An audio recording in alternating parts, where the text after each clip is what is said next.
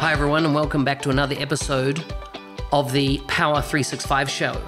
Our guest is Group Program Manager in the Microsoft Dynamics platform team, Satish Thomas. Join me today as we chat about the Microsoft Customer Insights, how it works, and how it could help your business. If you have not taken a look at SalesSpark, my question is, why not? Sales engagement is how salespeople create a force multiplier on their time, prospects, and opportunity, leading to predictable revenue. If you want to boost your sales results in 2020, go to salespark.com or contact me directly. Full show notes for this episode can be found at nz365guy.com/170. Now let's get on with the show. Satish, welcome to the show. Thank you, Mark, and thanks for having me.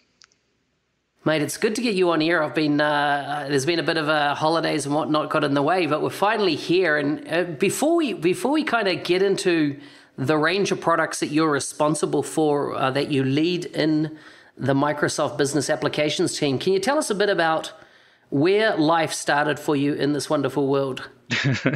So I actually grew up in Botswana, which is in southern Africa. So if you're ever thinking of a vacation, Mark, you should definitely make Botswana your first stop. Okay, good. So I grew up in Botswana, came to the U.S. To study for college in Chicago, and then ended up at Microsoft as an intern. And then, as luck would have it, I was lucky enough to get a full-time offer, and have been at Microsoft ever since. You know what? It blows me away. You mentioning there that you came in as an intern, which I didn't realize that. That's how you started. And I just find so many of Microsoft's super smart people, that have amazing minds and lead some incredible teams. I love it that they actually, started pretty much straight out of university as their first, major career step. And why do you think that's worked so well for Microsoft as a whole? It's kind of interesting, actually, because when I was an intern, actually, I think very, very, very highly of our intern program. When I first was considering, jobs out of college, the usual suspects were there. But I was really blown away with the Microsoft intern program. It's 3 months. They don't put you on an intern project. You're basically building stuff that'll make it into a product that ships. So that intensity, that experience is something that you don't get in a lot of places. And actually, there was a very good perk back then, which I think was the last year they did it, was at the end of your internship, you get to attend a barbecue at Bill Gates' house. Wow. So that was and I spent my 21st birthday at Bill Gates' house. So it's kind of like a cool story to say, hey, what'd you do for your 21st birthday? I'm like, you know what? I was hanging out at, no, but it's an amazing experience. Yeah. And you get to hear a lot about, his experiences. He takes a lot of questions. So I think that was the last year they did that, because he retired, he decided to go part-time after that. And even now, it's amazing opportunities and events, that they do for the intern program. So I'm definitely a big fan, and anywhere I go on college campus, I really, really encourage folks to apply for the program and get to feel and experience Microsoft, and then hopefully, they decide to come back. Yeah. At a high level, kind of what was the structure of that intern program? Like you said, 3 months total, was it? Yeah, so it's 3 months. And, believe it or not, I did my internship with Dynamics back then. Wow. Satya was still in Dynamics back then. Yeah. He was our GM, I believe. So is this early 2000s type thing, was it? No, it was actually 2006. Okay. 2006. Yep. So that was, so it's 3 months of the internship, where you basically work on some real product features that'll make it into the product. So you get to do the end-to-end, basically talk to customers, design the feature, test the feature, and finally, before you head out, you have a presentation with the leadership, and basically talk about everything you learned, and that's around the time you basically make the call of whether you want to come back, accept the offer to come back after college, and all that good stuff. So really, it's a very packed 3 months, and a lot of the folks that I met during my internship, both as interns and FTs, are still my friends, colleagues, and folks that I still keep in very close touch with. Wow. And so does the intern program pretty much center around Redmond? No, actually, it's global. Mm-hmm. So my internship was in Redmond, but I believe at every Microsoft office around the world, or at least the bigger offices, there is the intern program in some form, which is my understanding. Yeah. Yeah, fantastic. Okay, so when you're not working nowadays, what do you do in your spare time? So I have a little one at home, a 1-year-old and a 7-year-old. So I spend a lot of time playing games and keeping them entertained. But otherwise, I play poker. I really enjoy playing poker and tournaments and all that good stuff. I don't get enough time to do it anymore, but whenever I get some time, that's what I do. Fantastic. It's a good fun game. Yes. Do you get back to Botswana much? Yes, actually, my parents are there. And my family, the rest of the family is there too. So I try to make it there at least every year, at least, or maximum every 2 years, just to go visit friends, family, or have them come over here, whichever one works better. Yeah, no, good. If I was to go to Botswana, what should I be doing? What should I be seeing? So, obviously the safaris are a lot of fun. It's that's a lot of fun, and Botswana is one of the biggest producers of diamonds. So if you ever get a chance, they the diamond mines are sight to see. Just the perspective, the scale. If you see the trucks around there in the mines, it'll make you feel like a very, very small person in this world. Yeah. Wow. But it's fun though. It's one of the biggest, some of the biggest diamond mines in the world in Botswana. In Orapa and Jwaneng. So if you ever get a chance, those are some things that I would definitely recommend. Excellent. And food? Food, well, it's we eat a lot of meat. We don't, and then pop. I'm guessing that's maize meal, sorghum, and a lot of meat. Wow. So. And is it gamey meat or is it just like domestic animals? A little bit of both. When I say domestic, like cows and sheep and things like this. Yeah. So actually, funny enough, Botswana is also one of the biggest exporters of beef, especially to Europe. So there's a lot of what you call domestic meat, and I like a little bit of game meat once in a while. So nice. Very cool. So you came in as an intern to Microsoft. You started in Dynamics in that internship. Have you stayed with Dynamics pretty much the entire way through? So. Actually, no. And then this is one of the another things that I love about Microsoft, the fact that, you can move around within the company and get all these experiences. So I did start with our ERP business back when it was called Dynamics AX. And I also got the opportunity after that to go start our marketplace, which is appsource.com right now. So that became a pretty good, a successful story for us. And then after that, the joke we have internally is once you go Dynamics, you can't go back. And after that, I got the opportunity again to be part of our customer data platform journey, and specifically starting with Dynamics 365 Custom Insights. And that's what I've been doing for the last year and a half or so. Wow. So... I really want to get into the CDP side of things, but when I was doing some research, I see you've written a book as well. Yes. So actually, I forgot about that actually. So that was back when I was in the ERP world. So our last AX 2012, I believe, it was an on-prem release. Fully on-prem release, and as we were working on the new cloud release, what has become, our ERP in the cloud application. So, upgrades back then was a big part of what was hindering customers getting onto the latest and greatest versions. So I did write a book on our ERP product and a lot around the platform upgradability, how to how to extend our data model so that you can write more upgradable code. That was a fun book. It was very popular back then among our partner channel and customers. So thanks for jogging my memory on that one. I'm always interested in talking to writers and just how much effort goes into writing a book like that. I mean, it's a rock solid book. It's still available, I see, on Amazon. Yeah. What were the kind of the commitment that you made to that from a time perspective? Yeah. So actually, I had the luxury of obviously there's a lot of other the other subject matter experts also involved in that. I don't think I would have been able to write an end-to-end book, but I learned a lot from that experience, which is you know I think we always say this, right? That explaining things simply is hard.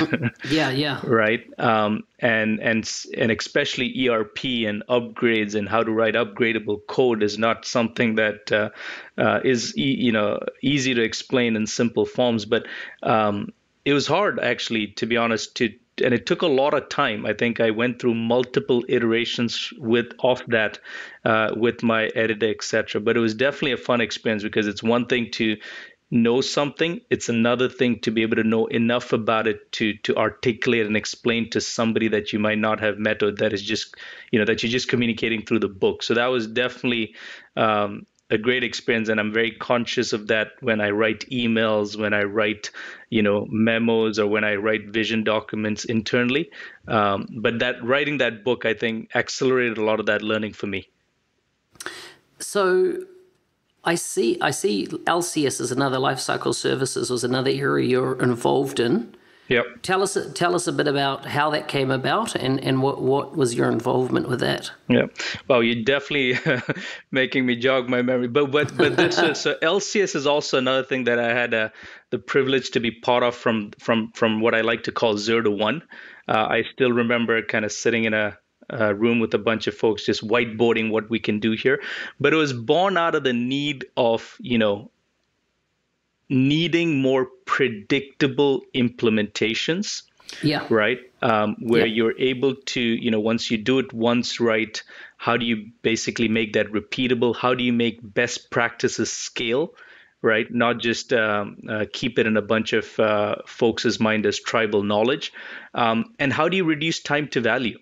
Right. So if you look at it, LCS is if I remember correctly, was the first SaaS ALM solution, definitely from our side at Microsoft, and I think in the industry. And today, LCS is used with pretty much all of our ERP implementations. But it was fun, because it was driven by what we were hearing in market from our customers and partners. And then it became a lot of fun. As soon as we got a preview out there, we had a lot of customers that were ready to validate, help give us feedback, and iterate with. But that was my first experience building, an app or a service from the ground up, which is always a little bit extra fun. Right. When you take an existing product and make it bigger or better, that's one thing. But when you start from 0 to 1, where all the way from the naming to what do we call it, what do we make it look like, what does that experience look like, what are the personas for this application, it's very fun. And I think I'm very lucky to have had that opportunity 3 times, one in LCS and in the ERP world, one with AppSource, all the way from when we were talking about as a code name, to Dynamics 365 Custom Insights as well. So I guess I really enjoy that. That's so cool. So tell us a bit about your thinking behind AppSource back in the day. So if you really think through marketplaces, the biggest thing that makes or break a marketplace is what I like to call liquidity, right? ISVs will bring their application forward into a marketplace if they are plenty of users that are searching for, or users that can discover the application through that marketplace, right? And Microsoft, across Office 365, Dynamics 365, and Windows, has multi-hundred million end users that are addressable, a potential addressable market for these ISVs, right? So we had a lot of marketplaces across the company.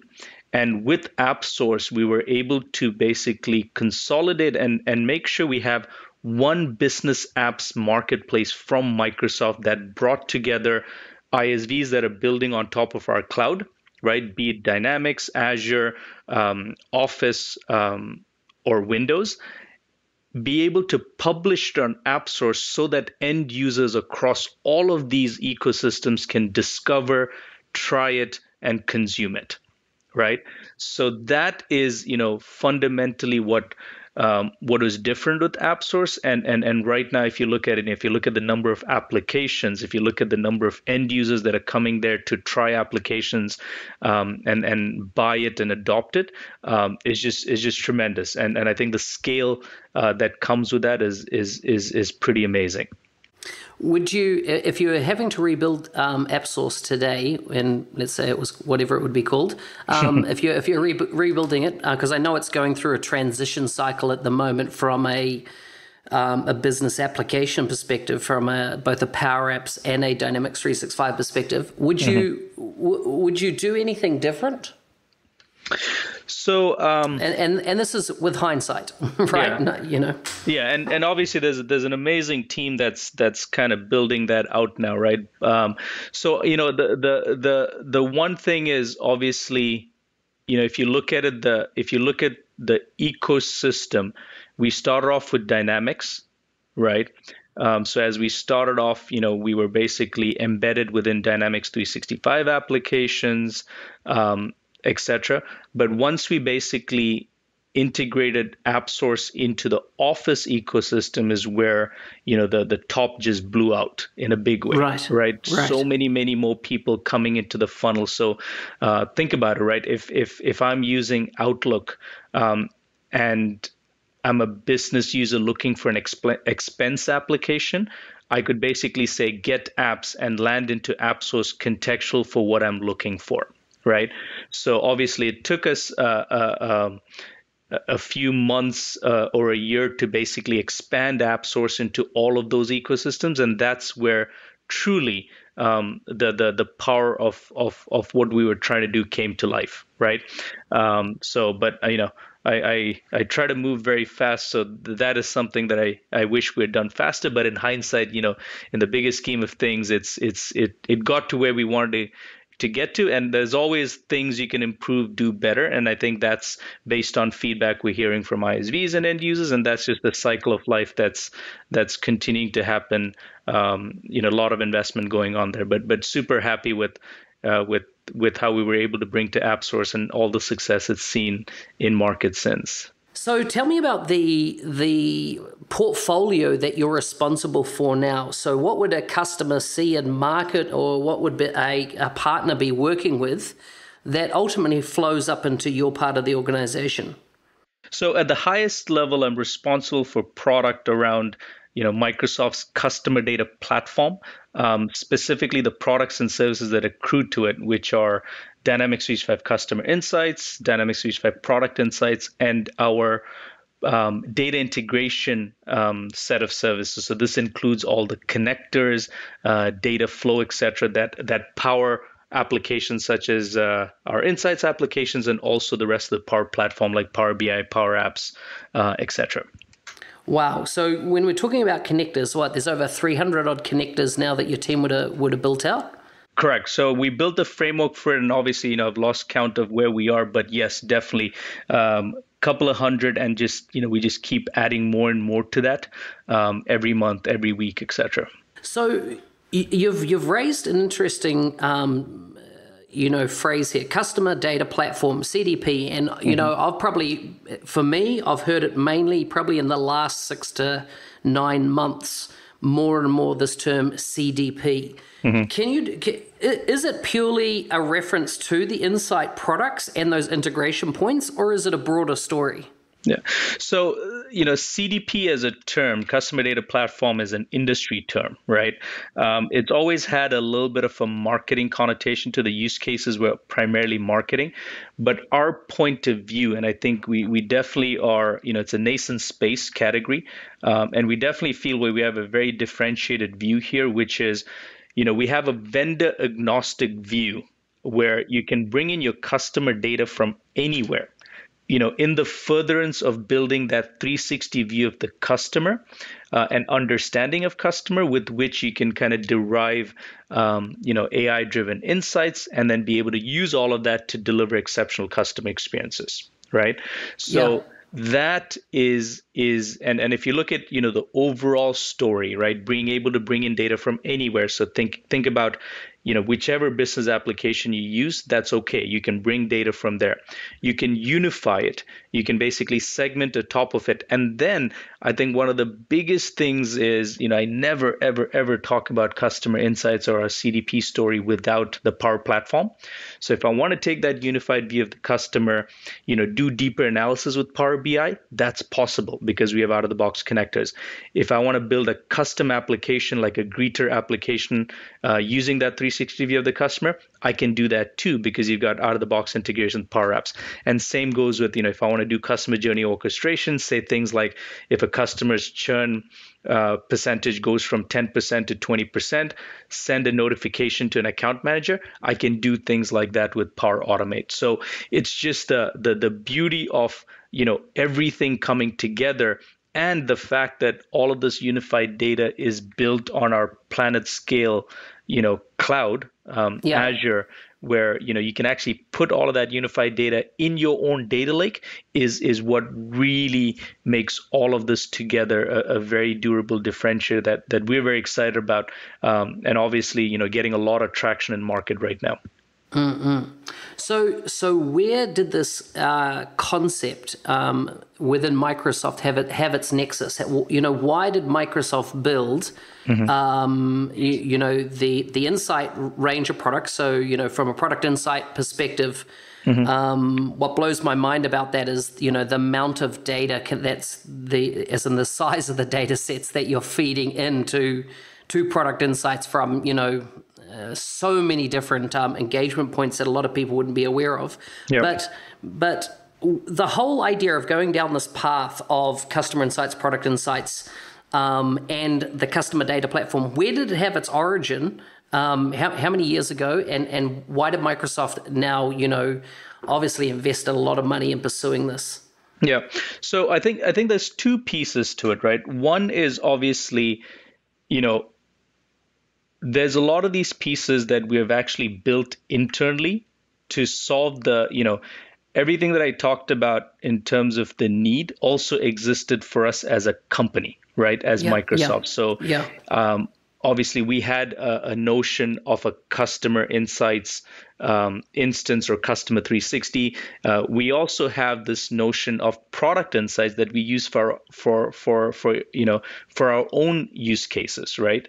How do I understand the 360 view of a customer that's doing business with Microsoft, and how do I understand how they're interacting with my products and services exist for us as a company, right? So our one of the key things was we found a lot of value in that, and our thing was like, hey, is this something that we can actually make available to every organization out there? That coupled with the fact that we were hearing the need and feedback from our customers that we're asking for these things as well. Right. And that's just where magic happens. So I think it's two things. Like, for example, if you look at our CDP approach in terms of saying, it enables you to understand get a 360 understanding of your customer and how customers are interacting with you across all of these customer journey touch points. That becomes a pretty powerful story, right? And if you look at product insights specifically, internally, the version of that we use for our own products, it gets a ton of usage. I believe it's like 25 million signals a second across 2 billion endpoints. Right? Just to pick on that example. So there's just tons of things that we're learning with what our needs are. We hear a lot from customers, and then our job is just to make sure, how do we make these like easy to consume applications where customers can get a lot of this value quickly with, things that only we uniquely can do. And that's where, magic happens. Yeah. So give me an overview of Microsoft Customer Insights Dynamics 365 Customer Insights, particularly from the point of view that We've heard this term for years. I mean, heck, I sold CRM back in the day on this 360-degree view of the customer. Yeah. And when I started unpacking, customer insights and getting trained on it, what blew me away is that in the Dynamics world, from let's say a purely sales perspective, you would use a merge function. Like if two records were a duplicate, you'd go through and you'd merge and you'd do this cleanup. What blew me away with customer insights is this. You can leave those data sets where they are, but your AI running over it says, hey, this is the same customer. So therefore we'll interrogate the entire data set, but not treat them as separate, record sets. And that seems to be quite a pivot in the way you're looking at data now and the need for, ongoing triage by people, and how you view customer insights. Yeah.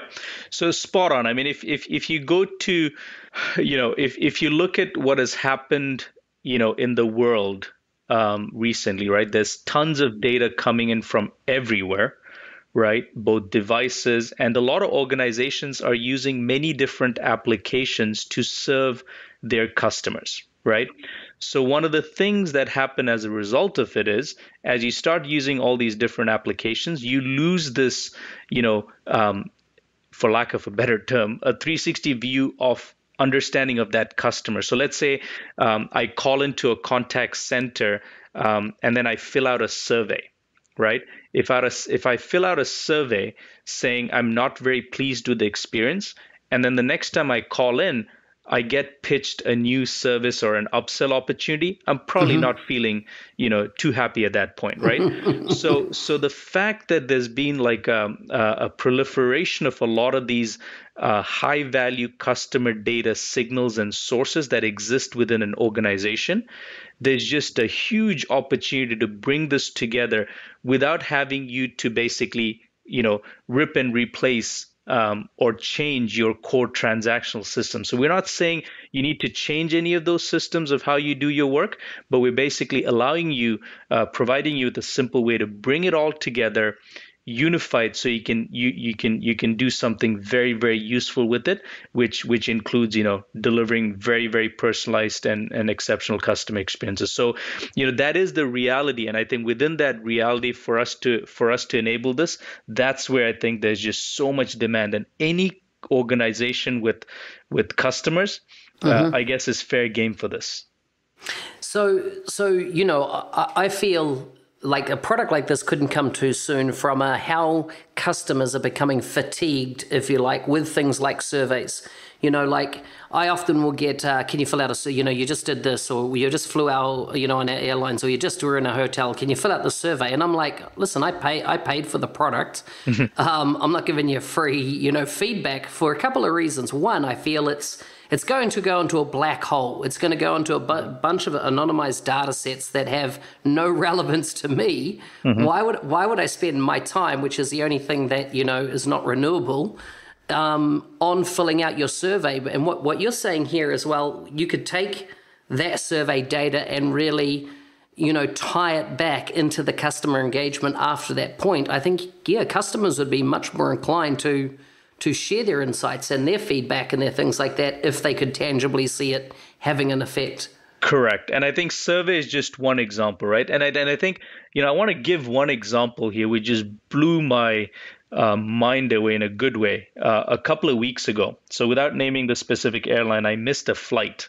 So I usually go to Europe. I have my pattern of, I land in the morning, I attend meetings in the afternoon, etc. So I missed my flight. And, I basically called in the support center from my app for the airline, and it was just amazing. The lady that answered the call was like, "Hey, Mr. Thomas, I noticed you missed your flight." Of course, because I called them after the flight took off, and they said, and we know where you were trying to get to. We've actually rebooked you so that you can actually arrive there within 25 minutes of your initial planned time. Wow.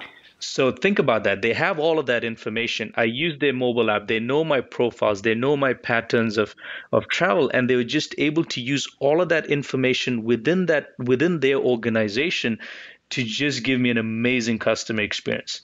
And guess what? If I have to ever refer an airline to somebody, guess which one I'm mentioning, right? Yeah, So yeah. I think, being able to allow every organization to delight their customers like that is, I think, why we do what we do with customer insights, product insights, and just overall our customer data platform. And I always use that example with the team because it's like, oh wow, if we can enable that for as many organizations as possible with what we build, I think we'll all be in a good place. So tell me, what are the industries that are adopting now, like that are, that are using your products, as in particularly as insights? Like, is there any particular industries that you're seeing are adopting now, are getting on it, more than just, kicking the tires, so to speak, but actually really engaging with Microsoft and bringing their data sets to the table? Is there any patterns that you're starting to uncover? Yeah. So, any organization, primarily B2C, right? So whenever the customer is an individual, is where we're seeing the most traction, right? So specifically industry wise, I'll talk about a few public examples we have out there. Tivoli is one example, right? Then they're the second oldest amusement park in Denmark. Millions of visitors every year. All the way to retail banks, right? Airlines, retailers, right? So we're seeing a lot of traction with the retailers, Right. pharmacies. So, the way to think about it is, I think this is where I personally have been very pleased in a good way, or surprised in a good way, is we're seeing broad uptake across industries where there is, B2C use cases. Yeah, yeah, yeah. Right. So auto companies, and guess what, right? The more the companies want to become more connected to their end customers, right? And I think that's where, if you look at that huge trend that is happening around the world, we basically enable a lot of those scenarios. But across industry, I couldn't pick one, but I would say, retail banking,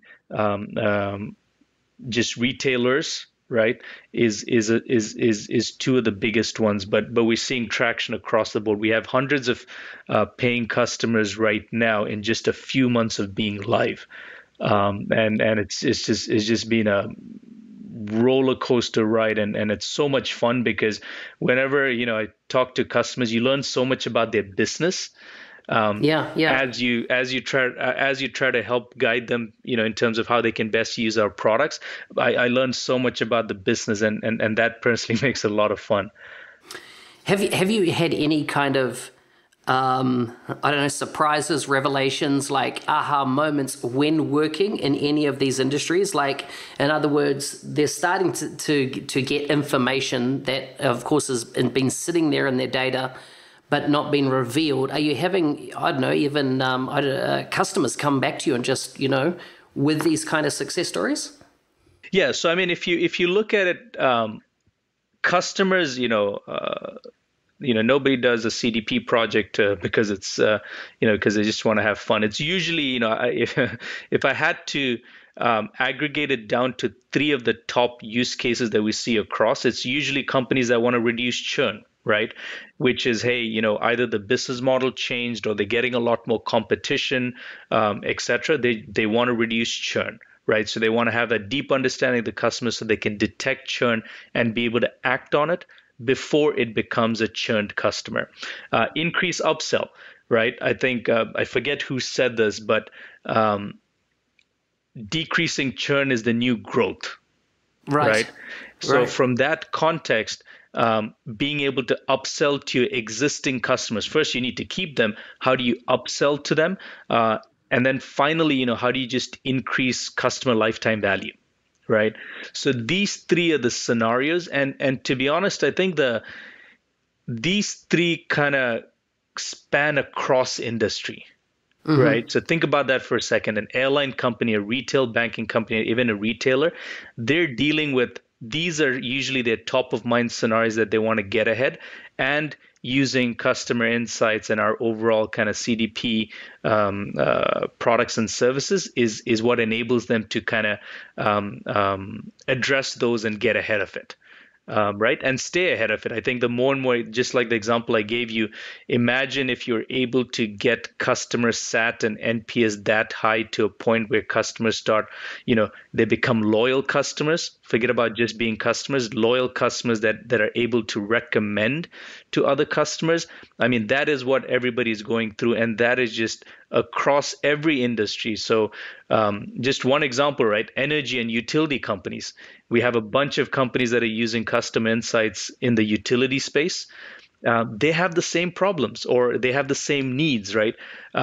Churn might not be as big an issue because in a lot of cases it's a captive audience, but increasing upsell, right? If I provide more solar services, right? How can I get you to use more of my services is always a interesting conversation that these organizations have, right? So that's the piece I think that has not surprised, but something that I've learned as we deal across these industries. And I think the second surprise, I think in my mind, is just how many different systems are, typical companies have. It's not just one CRM system. There might be different CRM systems from different vendors due to acquisitions, different sort of systems in different geographies. So that has been, at least personally, a big thing that I've learned. But hey, that validates the need for customer insights and what we're doing with our overall CDP approach, even more valuable to organizations to kind of reach their goals. So that brings me to my next question, which is around data. Where is the data coming from, as in systems wise, and is it age data? Is it like, are we talking 5, 10, 15 plus years, or do you tend to work with take a sample set? What are you seeing as being those diverse data sources that companies are bringing to the mix that are fed ultimately into Dynamics 365 customer insights, and then the insights piece can kick in, or the algos can kick in to give those insights? Yeah. So, it depends on, let me start with the more complex enterprises, there's typically tens of potential data sources of high value customer data. But one of the things that I really push for is, from a best practice perspective, is, start small, right? Start with a powerful use case that you can do with the minimum set of data sources, because once you have one use case going, the second one is a lot more easier, right? So depending on the size of the company, the number of data sources might vary, but I like to keep it as lean as possible when people are going through the first use case. In terms of types of data, it's at the highest level, it's transactional, observational, behavioral, and I'll give you examples, right? So CRM systems, lead data, survey data, e-commerce data. So if you have feeds of data coming in terms of purchase data, that becomes very useful. Contact center data, etc. So think about all of your transactional workloads or vehicles where you bring in customer data like surveys, etc. All of those are fair game. And the more you bring in, the more complete the view of the customer. So we typically see customers bring in a few, and then they keep adding more and more sources to it, so that the unification and everything, segmentation and the AI and insights can just kick in. So there's always a little bit of it's not a big bang when somebody does a CDP project, but it's usually iterative, and once they start seeing a little bit of value, they want to bring in more data and all that good stuff. And with product insights, what that allows you to bring in is more kind of the observational data. So how are customers interacting with you across website, mobile device, or connected devices becomes an interesting kind of data source to complete, to build an even more comprehensive view of your customer. So does IoT fit into that mix at all? Yes. So for the connected devices part, that can, you can basically bring it in, and that accrues to kind of building that overall customer profile and all that good stuff. So when we talked about all these data sets from, CRM, e-commerce, I take it this is right to FPOS terminals, every transactional piece, if it was running through a store, that data can be imported. Does it have to all be in the cloud, or can it be on-prem based data sets? Yeah, very good point. Actually, in a lot of industries, a lot of the customer data still sits on-prem. Mm-hmm. Right. So I think that's where, going back to, if you look at our data integration technology and the connector pieces that we use, we have this gateway technology that allows you to connect to on-prem sources. Or you can actually replicate those on-prem sources into an online source, and then we take it from there. But being able to reach into the on-prem sources is a big part of, building this complete view, especially in the financial industry. A lot of this data sits on-prem, so that becomes a key part of how we can basically bring in that data. And so just touching on that from a PII perspective, because, in a lot of these cases, I wouldn't have thought that you want to necessarily anonymize the data as in to who it is, because the value for me as a customer would be to have, the response of my previous survey produce something specific for me so I become more loyal. How is that all handled from a, the PII perspective or data residency? Has that all been taken into account? Which, well, I assume it has, but how has it? Yeah, absolutely. Right. So I think the key thing here is, this is all of an organization's data, right? So when they bring in that data, they're bringing it into their own instance, right? And once the data is unified, the customer is able to actually store the data within their own tenant in an Azure data lake. So it's the customer's data. They have full control over it in terms of what they do with it. But all of that, of course, is of paramount importance. And I think that's where our model is pretty unique from that perspective, where, the customer has full control over it. And it's all of that is happening in their tenant. Wow. So, I mean, it's an incredible product. I was talking to a colleague of mine, and one of the things they said, it's the best example of where you can, use Power Apps, you can use Power Automate. Power Virtual Agents hadn't come out at the time that we're having the discussion, but it really does allow you to tap into the entire suite of Microsoft's, Power Platform ecosystem as part of this application. Mm-hmm. Absolutely. And I think, I truly, believe the CDP layer, right, where we're building with Dynamics 365 Custom Insights and Product Insights, becomes that foundational layer of a modern kind of enterprise and organization architecture, right? And the fact that, we integrate, you can get started by unifying your data, enriching it, doing segmentation.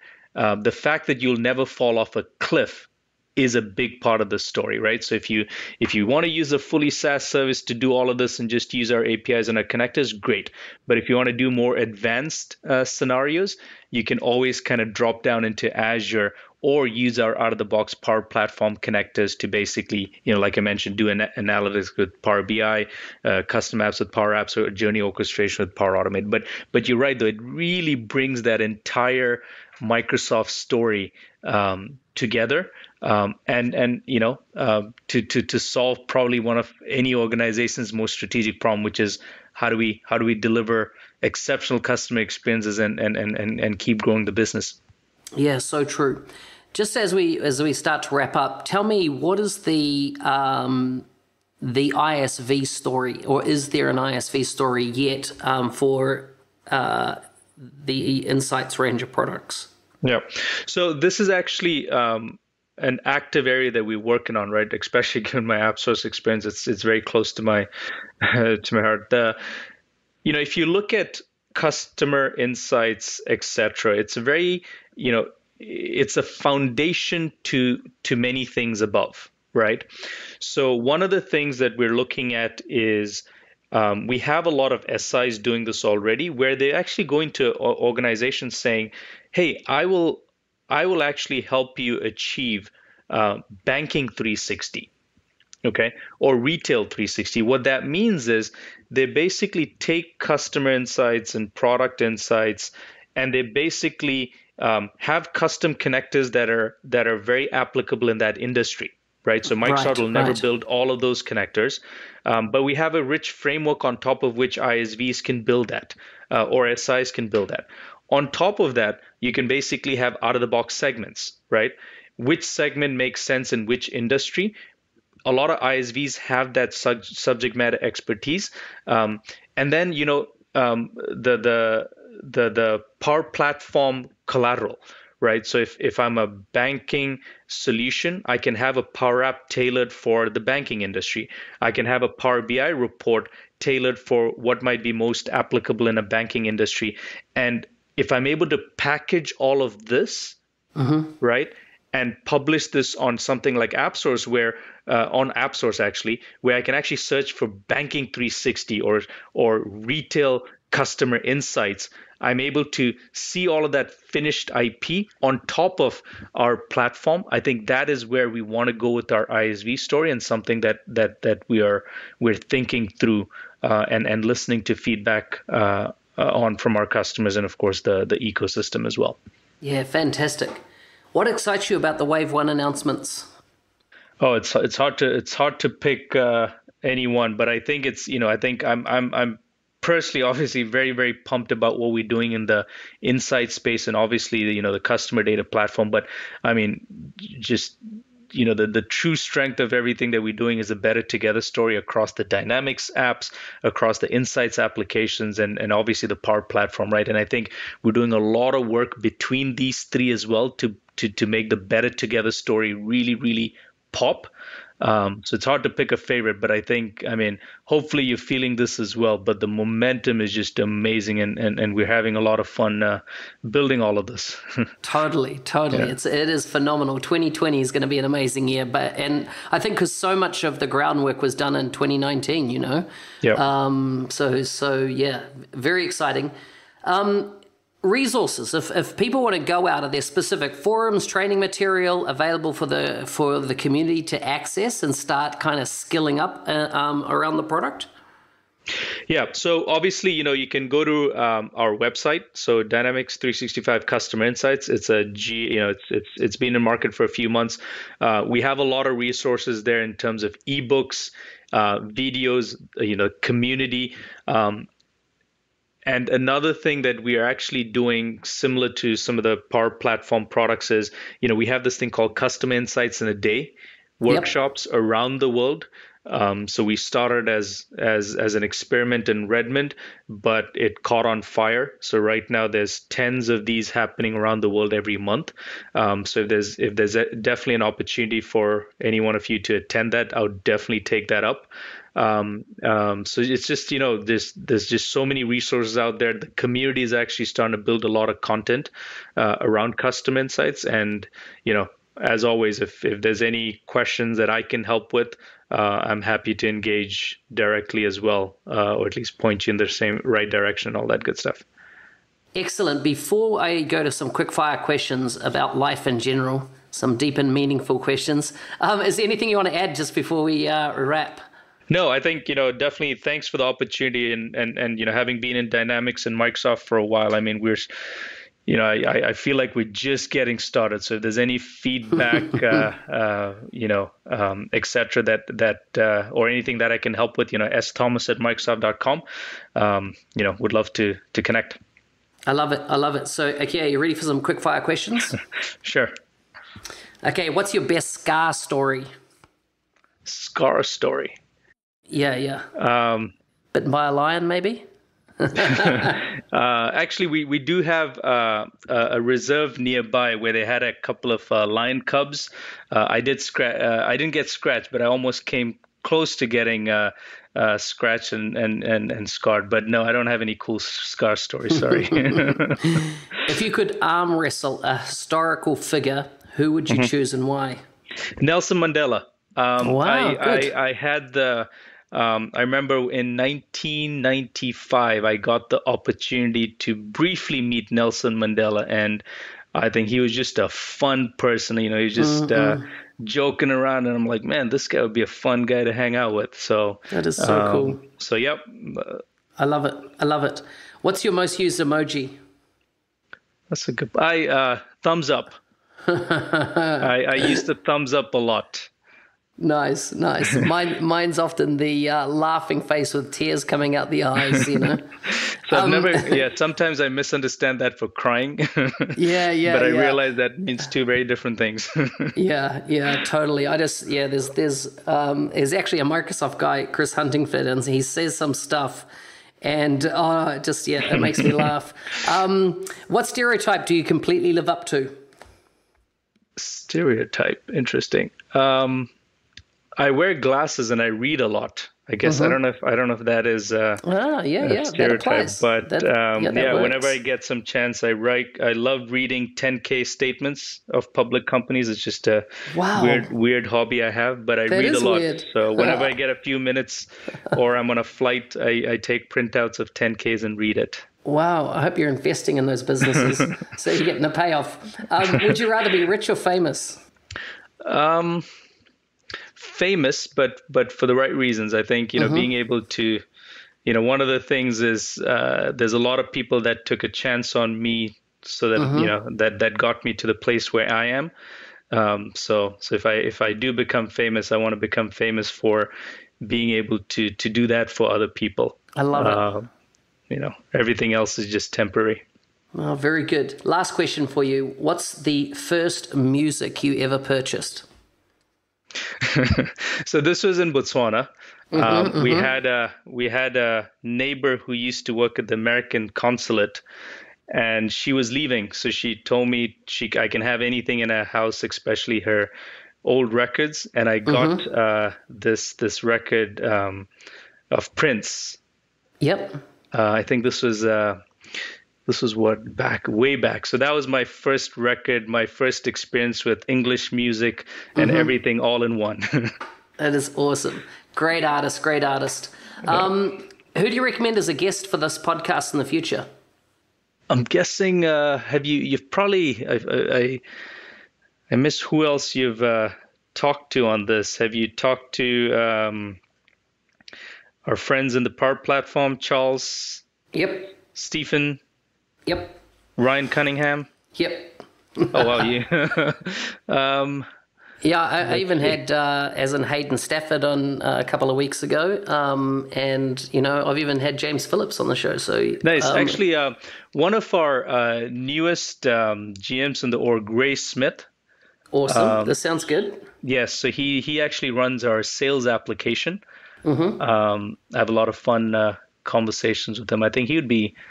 Are you talking about Dynamics 365 sales? Yes, Dynamics 365 sales. Finally, it has an owner that's going to do something amazing with it by the sounds. Yes, so I'd a love lot to of talk fun with him. Conversations with him. Yeah, happy to connect you if you can drop me an email. Yep. Excellent. If Satish, if people want to catch up with you, are you going to be at any conferences in the near future? And are you on Twitter? Is there ways they can see what you're producing online? Yes, so I am on Twitter at Satish Thomas. Simple enough. And yes, I'm planning to be at MBAS. I'm usually at the UGs and all that good stuff. So that is one of my favorite parts of the jobs, getting feedback, getting to see the good, the bad, all that feedback from customers. So MBAS, all that good stuff. But on Twitter, LinkedIn, just drop me a message. I'm happy to engage and help as I can. Hey, thanks for listening. If you have not left a rating and feedback on iTunes, please, can you just go to nz365guy.com/iTunes. It'll take you to that site on Apple, and it'll allow you to give me a rating. I just need to get a few more feedbacks, positive ratings, that type of thing, for my ratings to actually show up. So I'd appreciate it if you've enjoyed the show, or any of my shows. I'd appreciate if you did that. Remember, full show notes can be found at nz365guy.com/170. Until you next time, have a great week.